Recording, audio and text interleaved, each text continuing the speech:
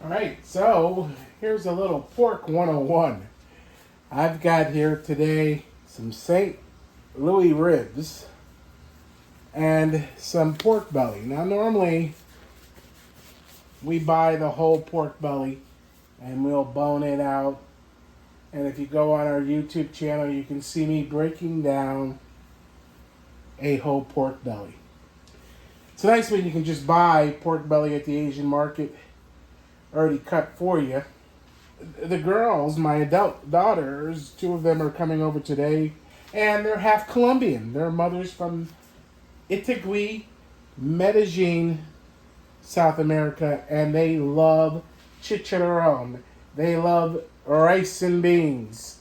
And they love yuca. So Dad's going to make that dish today. I want to show you how easy it is to prepare these dishes. Now, the St. Louis rib here, what it is this rib, you see if I can get a section, pull it up and show you the length of it without getting my hands contaminated yet.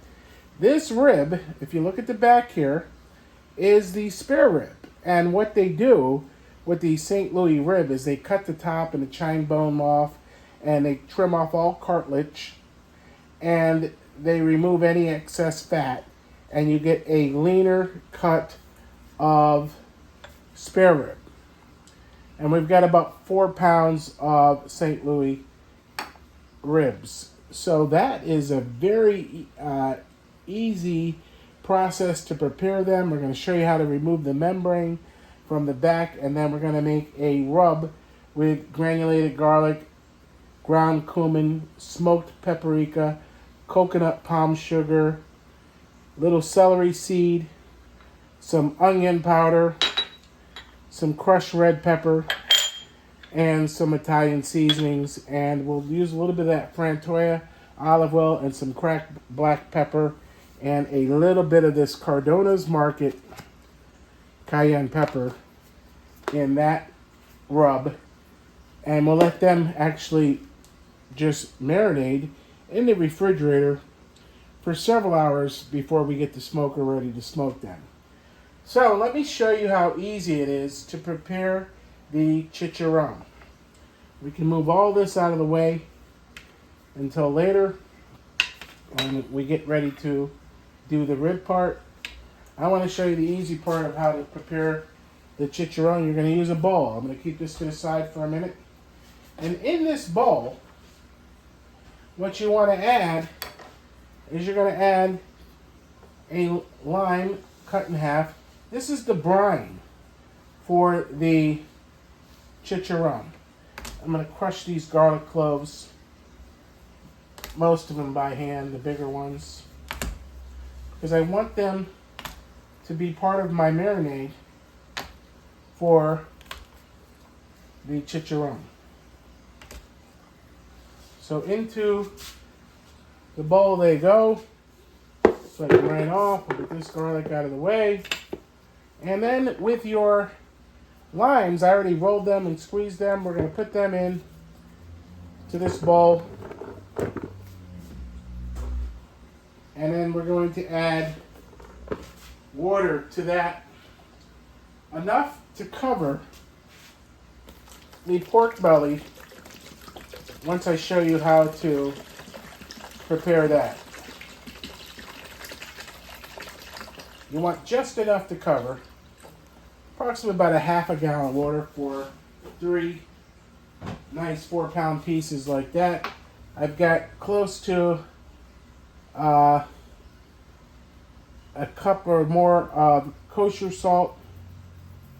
I'm going to add that to my brine so we can move our kosher salt out of the way. And start breaking everything down. We don't need this adobo until later. That's going to be part of the Spanish black beans and rice. Since we have yuca and my daughters love yuca, we're going to do a Cuban style yuca camojo with the garlic. We're going to use more garlic in that and butter and olive oil, and we're going to let that boil. With our St. Louis ribs, again, we have less fat. So, At this point, I'll bring this little table over. I want to show you what to do with this pork belly. The pork belly, when you make chicharrón, you just want to cut through about an inch or more down without going all the way into the white fat, the bottom of each piece. And if you feel any bone, you now have this empty scrap bowl that you can just cut off any bone that's there. And I'm going to do this quick. We'll get one out of the way. And then we're going to put these into our brine. What this does is when the chicharrón cooks down after it's brined for about an hour, we're going to rinse it off and we're going to put it into a large pot with just cold water, bay leaves, and the garlic cloves that we're going to rinse off the salt off, and the limes. And we're going to let that confit. And what that means is, in the boiling water, it's going to cook down. And as it cooks down, the water will evaporate. And it will form its own oil from the pork belly.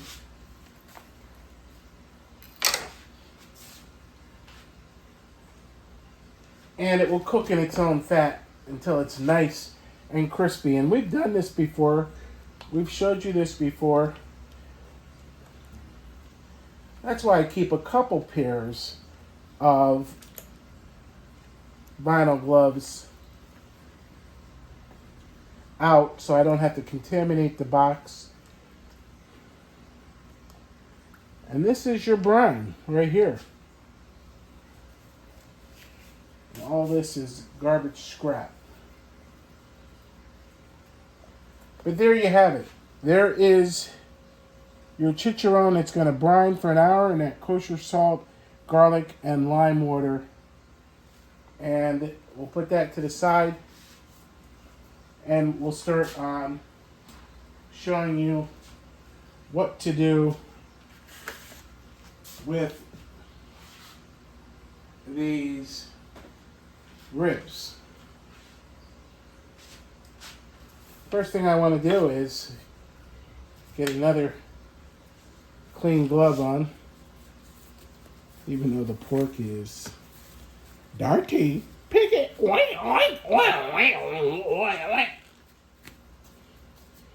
Get one of these vinyl gloves on. Keep your hands dry and they're easier to put on. So we could make the rub first, but instead, what I want to do is show you this membrane. This membrane on the back of the rib is easy to take off if first you make a slice along the membrane,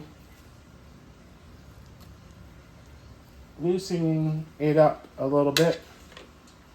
And then what I like to do is I will take a fork, or sometimes even a screwdriver, and work underneath the membrane. And what you want to do is you want to try to loosen up in between the ribs.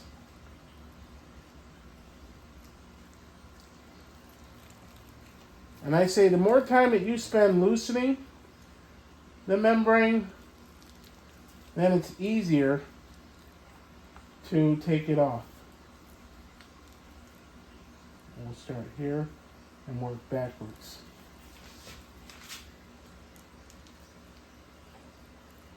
And what you can do, then at that point, you see how it's moving?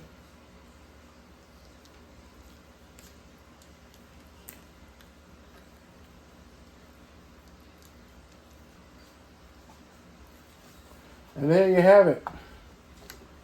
Of course, we got to do the other one. But now I want to show you how exposed the meat is. Always keep a scrap bucket there. But now you can see on the St. Louis rib how you are down to the bone and the nice tender meat so that you can get underneath here and season these ribs perfectly. Now if you need a little bit of fat on there so that little bit of fat can stay, or you could start here, take your knife, come backwards and trim off that little bit of fat if you really want more lean.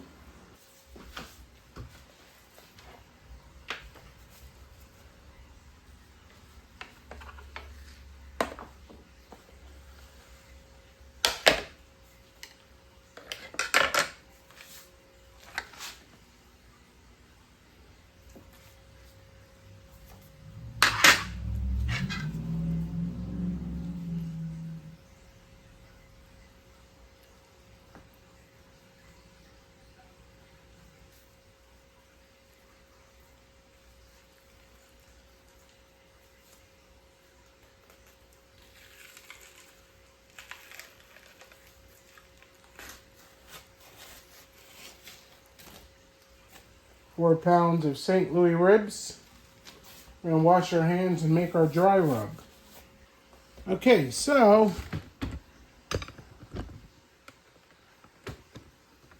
our dry rub.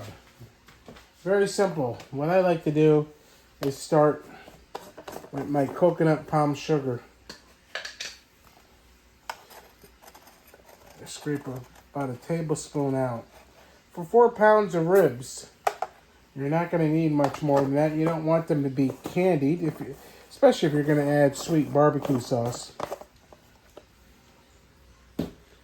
But by putting these 2 ingredients in, the Cardona's ground cayenne pepper, I want to show you how much I like to use in that.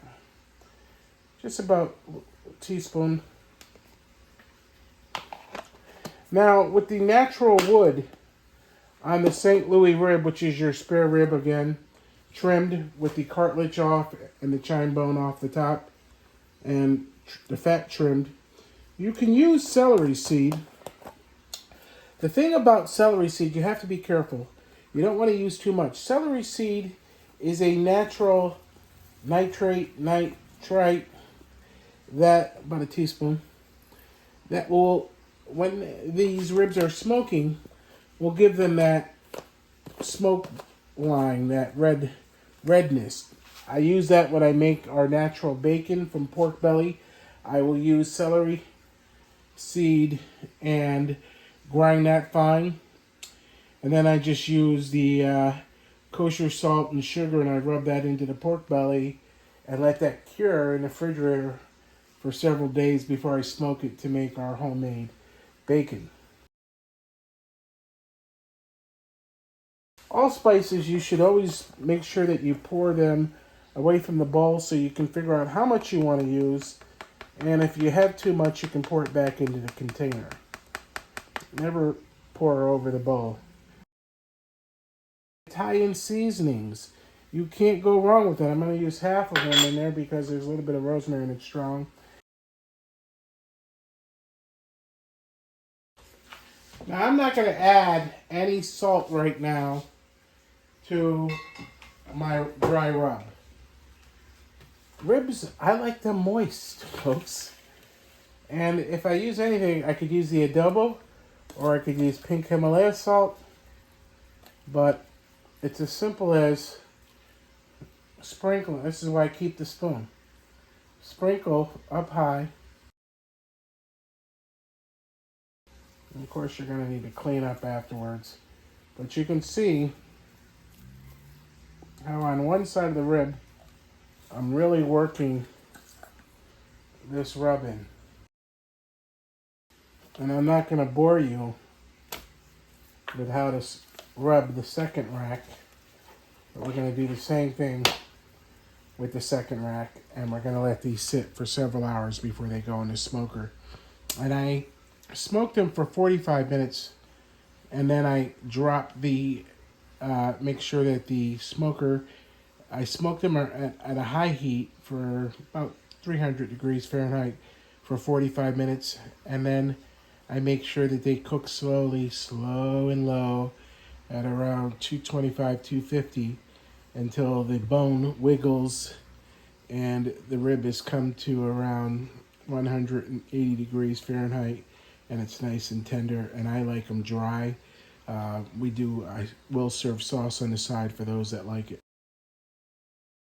Alexa, how much time left on the 30-minute timer?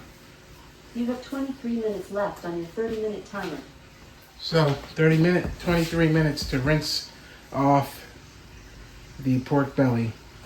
Rinse the kosher salt off of it and get it boiling down in a large pot for Chichàrron.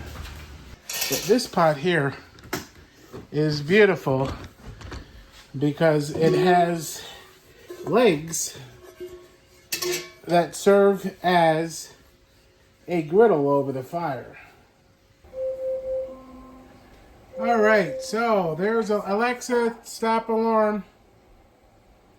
All right, I have already 6 cups of cold water that I just put into this kettle, and I have the heat on high. I'm going to enhance the flavor a little bit more. This is a mulatto pepper, and I'm going to break that up and add that to this pot. Along with the stem, I have, this is a Spanish dish, but believe it or not, cinnamon is perfect for when you're making any type of pork product.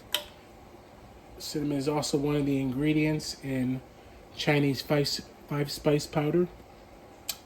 I said I was going to use an orange. This orange looks like it's been around for too many days. So,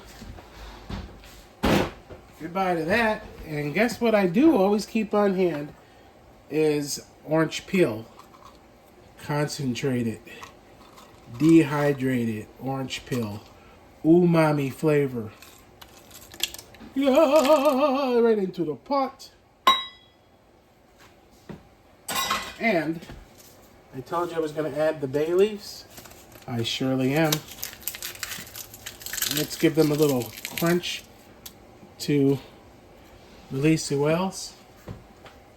And to that, we're going to add a little red wine vinegar, because that will not only help the tenderize the pork belly. Red wine vinegar is a perfect little ingredient to have in any type of Spanish cooking. And to keep, the pork is already fatty, but I want the flavor of Frantoia, Sicilian olive oil, about a good tablespoon of that in there. And to this, I said I wasn't going to use any salt. I said I might use the adobo, and guess what? That might is a very good might. We'll see how much we're going to put in. Just once over the top. Okay, when that cooks down, it's going to flavor the chicharrón. Okay, we've got all that in there. We have rinsed off our pork belly, our limes, and our garlic, and we're going to lower them all into this kettle. We're going to clean that up after our dishwasher for that. And we've got our beautiful pork belly pieces. Now the thing about this is the way you put them in the pot, and the shape that you put them in, because you're not going to move them, is the way that they're going to come out. So because this is cold water, oh no, the water's a little warm, I'm going to straighten them out in the pot And this is why 3 pieces was perfect size, because I can fold them in between each other and move this part out to the edge. Okay? So that we get the full shape of the pork belly cooking. We'll check on this bad boy to make sure that it's all in the same direction.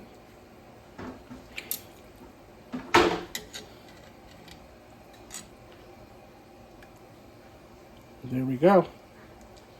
Now, when that cooks down, what's going to happen is, we want to make sure it's submerged. When it cooks down, we're going to turn that when it starts to produce its own oil, and that's what's going to make the confit. We wash our hands. My desire is for you to really experience the beauty and the wonderful flavor of Spanish chicharrón. Alexa, how much time left on the timer? You have 34 minutes left on your 1-hour timer. Okay, so we got 34 minutes left, so why not take our KitchenAid shears and cut off some nice green onions, scallion, to go into this pot as it cooks down. And you can see it's cooking wonderfully and begins to confit. You see the blemishes, we'll just cut that off. But some nice fresh scallion will flavor that, as well as what I like to do with some fresh cilantro is give it a rough pull apart. That will release the oils into the pot of the cilantro. Fresh coriander. So believe it or not, this is a Asian and Spanish inspired dish. Maybe you haven't seen any. There's our lot of pepper. Maybe you haven't seen any videos where pork belly is cooked like this outdoors, as we did we made a gochujang, and we did a kimchi pork belly cooked outdoors the same way in one of these kettles.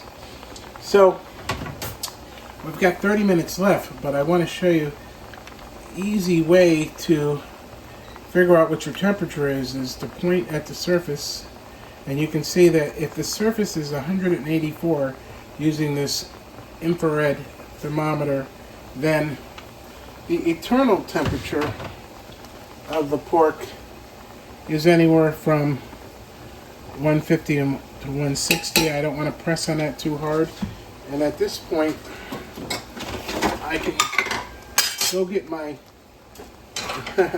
Chinese wok paddle to try to get these pork pieces submerged a little bit more if I can, and if not, they'll still cook just fine the way they are.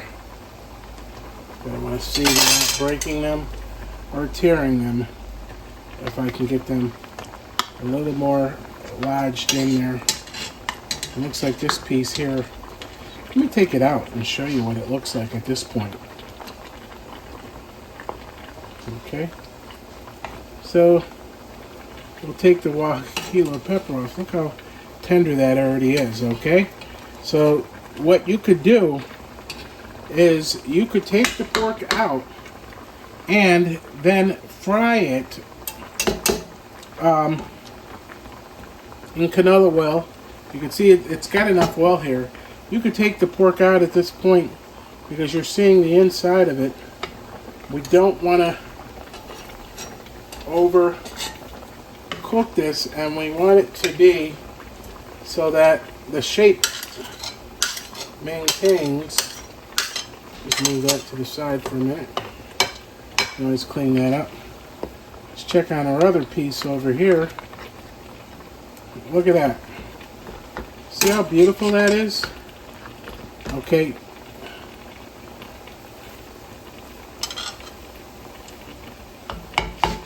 So, if I were to take the temperature on these right now, the internal temperature, even with 34 minutes left to go, about 30 minutes left to go, if I were to test just the meat part, we're at 169, 170 degrees. And this is what I mean about chicharrón and not overcooking it. We'll brush this one off and we'll get this one out of the pot. We'll get all these pieces of cilantro off. So what I'm going to do is I'm going to take them out and let this here cook down until it's all oil. And once it's oil, then I can strain out all the spices and the aromatics and then put one piece in at a time and make it nice and crispy on the outside. So that was the point I was making earlier about not overcooking your pork. You still want it to be maintain its shape without falling apart. And if you boil it for too long in this stock pot, in this cast iron kettle, it will fall apart and then you have just mush. We don't want mush, we want nice crispy pieces of chicharrón. Okay, you can see it's been exactly 1 hour, and we started with this off at 12:30. Let us check. We strained our oil. We added a little bit more canola just so we had enough volume. We have that flavored oil with the canola oil, and let's check our temperature. On the surface, it's 361 degrees Fahrenheit. So if that's the case, then we know for sure that we can fry one of these. Should be cool enough to handle. If not, grab them with a paper towel. Chicharrón. Here, use your handle and slowly add that to the pot. You can take this off over here. A little bit of popping, still got a little bit of water in it. So you just move back and you use your wok paddle. See that splattering? What you can do with that is, so that your camera and your family doesn't get splattered, is cover that.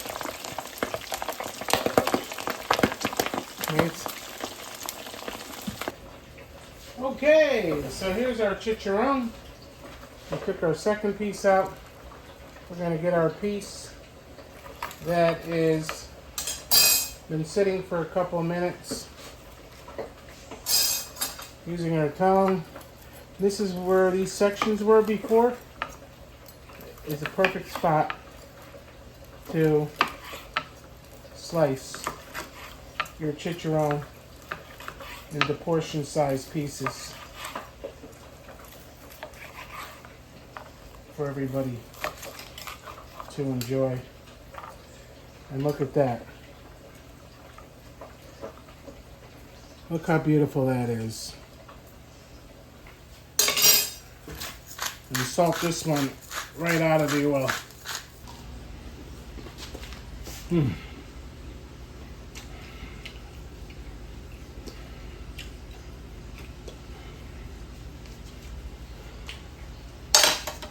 That's delicious.